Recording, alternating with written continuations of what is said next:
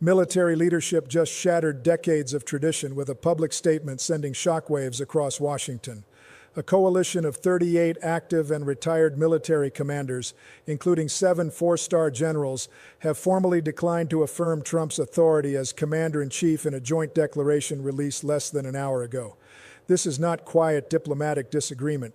This is an open-on-their rebuke from the very people whose careers were built on never defying civilian authority.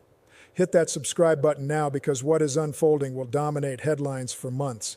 So what pushed these leaders to this point? According to the letter obtained by major news organizations at 3:47 p.m. Eastern today, these commanders cite a 14-month pattern of decisions, placing political goals above national security and weakening military readiness. 3 specific incidents are called out. First, an abrupt withdrawal order from a key Middle East intelligence post in October, issued hours after a campaign rally without consulting field commanders. Second, a blocked NATO joint training exercise in January, allegedly delayed because the commanding admiral had previously testified to Congress about budget shortfalls. Third, and most seriously, a February 9th directive instructing the Joint Chiefs to hold back emergency equipment shipments to a forward operating base until certain generals agreed to appear at a White House event celebrating military strength. This is not policy disagreement. This is using operational command as a bargaining chip for political theater. Here's the full context of what has been building. Tensions between Trump and senior military leadership have simmered since his first term. But everything shifted when a classified directive leaked to the Senate Armed Services Committee on February 11th, showing direct White House interference in time-sensitive operational decisions. That directive, allegedly bearing Trump's personal signature, ordered a 72-hour hold on critical resupply approvals for a base facing imminent threat, with the condition that 3 four-star commanders agree to appear on television praising administration defense policies. When Senate Armed Services Committee members reviewed this document on February 12th, Senator Michael Thornton, a Republican and former Marine, told colleagues he had never seen anything like it in 40 years of service. 11 senators from both parties immediately requested a Pentagon Inspector General investigation. But before that request could even be filed, the military leaders themselves decided they could not wait. They went public. The letter was unveiled at a National Press Club press conference at 3:30 p.m. today. At the podium stood General Marcus Caldwell, retired 4-star Army general and former Joint Chiefs Vice Chairman, flanked by Admiral Jennifer Hartley and Lieutenant General Robert Hayes. Caldwell read aloud, "We have served presidents of both parties and never publicly questioned civilian leadership, but we cannot stay silent when decisions affecting the lives of American service members are driven by political calculations." His voice grew firmer. When a commander-in-chief treats military operations as tokens to be traded for political endorsements, that fundamental compact is broken. When a retired 4-star general with 38 spotless years of service publicly declares a sitting president has violated civil-military relations, it signals one thing: the evidence is so serious that silence itself becomes betrayal. These are not political opportunists. These are people who spent their entire careers avoiding politics, now putting everything on the line because they believe the alternative is watching the military command structure collapse in real time. Historically, this tension is not entirely new.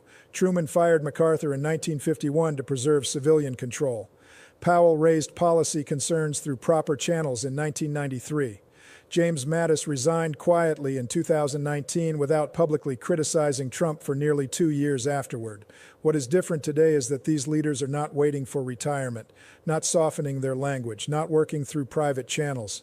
They are standing before cameras, declaring openly that an existential threat to military integrity exists right now. The letter organizes concerns into 3 areas: operational interference with documented evidence of White House orders delaying time-sensitive military operations based on commanders' public loyalty to the administration; politicization of military careers with promotion and assignment decisions allegedly influenced by political alignment rather than professional competence; and erosion of independent military advice, with senior commanders excluded from national security discussions whenever their assessments conflicted with political messaging. According to General Caldwell, the White House Chief of Staff called the Pentagon on February 9th at 2:15 p.m. and instructed the acting Deputy Secretary of Defense to hold all authorizations from 3 forward operating bases until further notice. When asked for a reason, He was told commanders needed to demonstrate better understanding of administration priorities. 2 hours later, those same base commanders received calls from a White House political advisor, inviting them to a televised discussion praising current defense leadership. The message was unmistakable. Provide political endorsements and the holds get lifted. Refuse and your troops go without what they need. This should alarm every American, regardless of party. If a president can stall critical military authorizations until commanders deliver political endorsements, national defense becomes a campaign tool. Every operational decision becomes subject to political conditions. Every commander is forced to choose between protecting their troops and protecting their integrity. And here is the detail that should make everyone stop. Admiral Hartley confirmed at today's press conference that one of those bases experienced increased hostile fire on February 11th and 12th, just 2 days after the directive. The enhanced defensive systems the base commander had specifically requested were part of the delayed authorization package. Those systems were not in place when the attack happened. 3 service members were wounded. Real people in a dangerous place may have faced greater risk, not because of strategic necessity, but because their commanders had not yet delivered sufficient political support. Multiple Pentagon sources say this letter is only the surface of the problem. At least a dozen additional flag officers wanted to sign, but were advised by military legal counsel that doing so while on active duty could violate regulations barring uniformed personnel from political activity. The ones still serving are watching from the sidelines, legally unable to speak, even as they face these same pressures in real time. According to a retired 3-star general speaking anonymously to the Washington Post, senior military leaders spent 6 months weighing their options before concluding that going public was the only path that would force genuine accountability. Legal and constitutional scholars are calling this the most serious civil-military crisis since the Cuban Missile Crisis. Georgetown constitutional law professor Elizabeth Warren told CNN that if substantiated, the allegations represent clear violations of the president's fundamental duties. Michael Chertoff, former Homeland Security Secretary under George W. Bush, stated the conduct described could violate federal statutes prohibiting use of government resources for campaign purposes.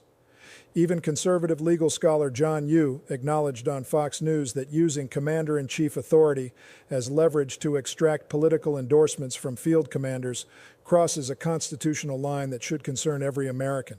The White House response made things worse, not better. Rather than disputing the specific facts or releasing the actual February 9th directive with context, Trump posted to Truth Social at 4:23 p.m., calling the letter a disgraceful attack by washed-up generals bitter about being passed over, likely paid by Democrats to undermine him. He named Caldwell and Hartley personally, calling them failures and losers. When your only response is attacking the people presenting evidence rather than disputing the evidence itself, you have already lost the argument. If the allegations were false, the logical move would be releasing the actual directive and showing it was misrepresented.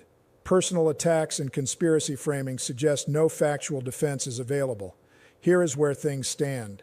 38 military leaders with impeccable records have publicly declared that the sitting president violated the foundational compact between civilian leadership and the armed forces.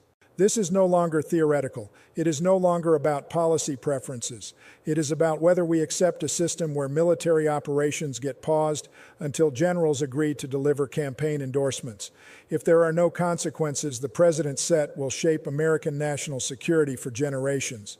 Future presidents will know they can manipulate military operations for political gain. Future commanders will know promotions depend on political loyalty, not competence. Future adversaries will know American military decisions may reflect domestic political needs rather than strategic calculation. Keep watching this story closely. It is nowhere near